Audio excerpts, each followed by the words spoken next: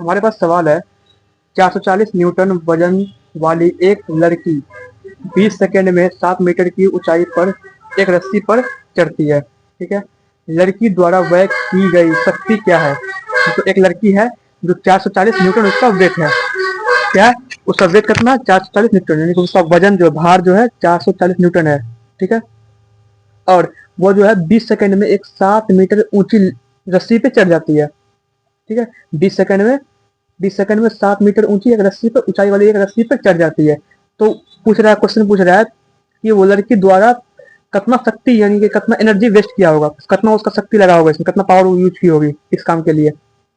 इसको हम लोग करते हैं सॉल्व। ठीक है, तो देखिए यहाँ हमसे पूछ क्या रहा है कि शक्ति पूछ रहा है, कितना शक्ति उसका यूज हुआ है। तो शक्ति का देखिए फॉर्मूला होता है एक पी, शक्ति यानी पी से पावर होता है शक्ति, पावर, POWER पावर यानी कि शक्ति से बोलते हैं। ठीक है, इसे पी से डिनोट करते हैं। तो पी इक्वल टू mgh/T होता है।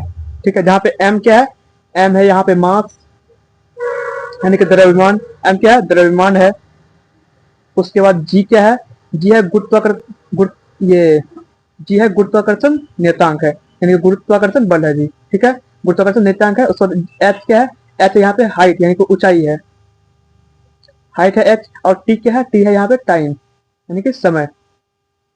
ठीक है, अब देखिए यहाँ पे ये हमारे पास फॉर्मूला, अगर इस पे हम जो हमारे पास ये डेटा दिया हुआ है उसको हम इस पे पुट करते हैं, रखते हैं इस पे, तो हमारे तो जितना उस लड़की द्वारा काम किया है उससे कितना उसका पावर वो यूज की है इस काम के लिए, वो हमारा निकल जाएगा। ठीक है, लेकिन यहाँ देखिए एम जी, यहाँ बताइए एम तो दिया नहीं हमारे पास, ये 440 न्यूटन है, ये हमारे पास वेट होता है, वेट भार दिया हुआ है, ना कि एम दिया हुआ है। ठीक है, और जी तो जी क्या होता है? 9.8 होता है।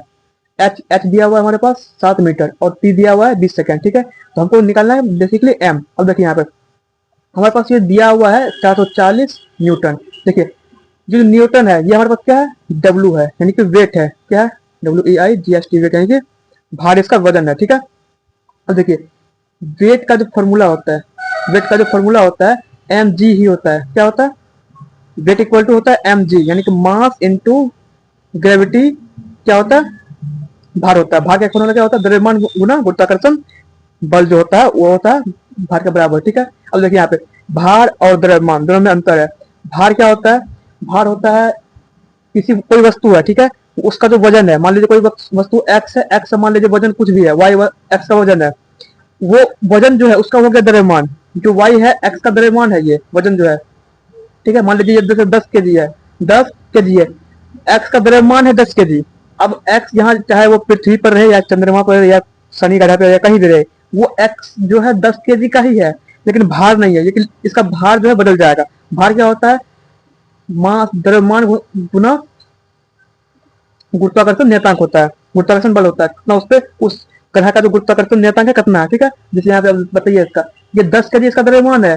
अब जिस ग्रह पे वो है उसका गुरुत्वाकर्षण नियतांक कितना है? जैसे पृथ्वी का 9.8 है, तो जिस ग्रह पे वो है उसका गुरुत्वाकर्षण नियतांक कितना है, उसको इसमें गुना करेंगे तो वो हमारा क्या आएगा? भार आएगा, जिसको हम वेट बोलते हैं। ठीक है, ये होता है वेट। अब देखिए अगर हम किसी दूसरे ग्रह पे हैं तो हमारा भार बदल सकता है, लेकिन हमारा द्रव्यमान क्या होगा? द्रव्यमान सेम ही रहेगा, लेकिन भार बदल जाएगा। ये होता है वेट। ठीक है, तो ये हमारे पास जो 440 न्यूटन दिया हुआ है, ये हमारा क्या है? वेट दिया हुआ है। इसमें द्रव्यमान और गुरुत्वाकर्षण नियतांक दोनों गुना हुआ पड़ा है पहले से। ठीक है, अब वेट का जो SI यूनिट होता है क्या होता है? न्यूटन होता है। ठीक है, बल का भी SI यूनिट, बल का भी SI यूनिट न्यूटन होता है, और वेट यानी कि भार का भी SI यूनिट न्यूटन ही होता है।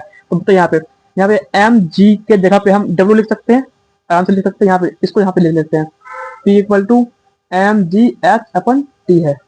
तो mg के जगह पे हम W लिख सकते हैं। ठीक है, गुना बच गया h यानी कि हाइट, अपन बच गया t हो गया। अब यहाँ पे देखिए W का मान कितना दे रखा है? ये W का मान दे रखा है हमको 440 न्यूटन।